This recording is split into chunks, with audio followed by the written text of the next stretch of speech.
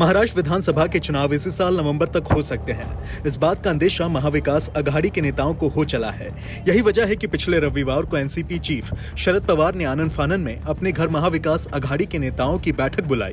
इस दौरान महाराष्ट्र की राजनीति के चाणक्य शरद पवार ने सभी को चुनाव के लिए तैयार रहने की सलाह दी। पवार की सलाह पर तीनों पार्टियों में राजनीतिक हलचल अचानक तेज हो गई है।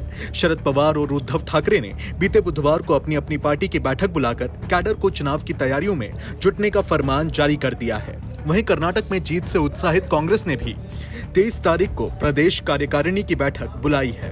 उसी दिन कांग्रेस प्रदेश कोर कमेटी की बैठक भी रखी गई है। इन तीनों पार्टियों के अलावा बीजेपी के राष्ट्रीय अध्यक्ष जेपी नड्डा का 2 दिन का महाराष्ट्र दौरा और गुरुवार को पुणे में आयोजित प्रदेश कार्यकारिणी की बैठक भी आगामी चुनावी तैयारियों का ही हिस्सा है।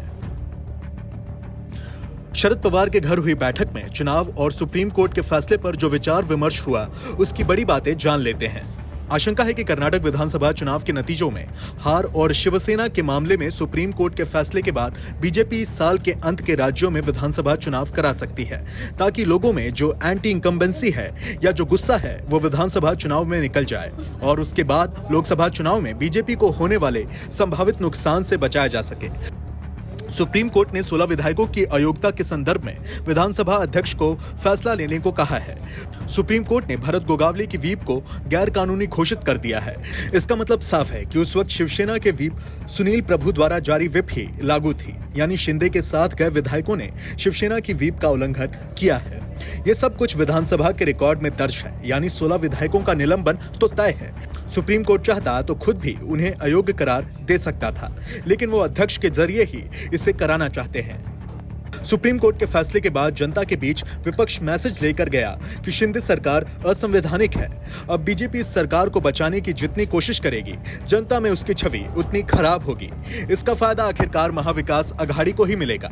महाराष्ट्र विधानसभा का कार्यकाल खत्म होने में अभी पूरा 1 साल है। इतने लंबे वक्त तक अध्यक्ष भी फैसले को लटकाए नहीं रख सकते। इसीलिए अध्यक्ष को तो 16 विधायकों को अयोग्य करार देना ही पड़ेगा, जिसमें मुख्यमंत्री शिंदे भी हैं। ऐसे में सरकार का गिरना तय है।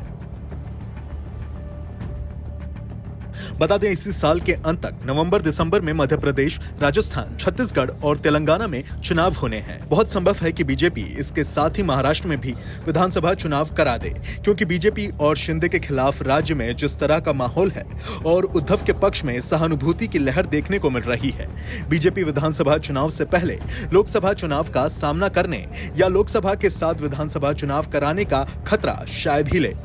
बीजेपी के बड़े नेता और उप मुख्यमंत्री देवेंद्र फडणवीस ने 2 दिन पहले ही पुणे में कहा है कि अक्टूबर-नवंबर में राज्य में महानगर पालिका के चुनाव हो सकते हैं। महाविकास अघाड़ी के नेताओं का मानना है कि फडणवीस ने जानबूझकर महानगर पालिकाओं के चुनाव का नाम लिया है, जबकि असल तैयारी तो विधानसभा चुनाव कराने की है।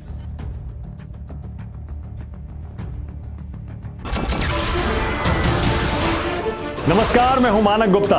अगर आपको हमारा ये वीडियो पसंद आया हो तो इसे लाइक और शेयर जरूर करें, और हां, हमें सब्सक्राइब और फॉलो करना ना भूलें, ताकि आप देश और दुनिया की कोई खबर मिस ना करें। तो जुड़े रहिए हमारे साथ और देखते रहिए न्यूज़ 24।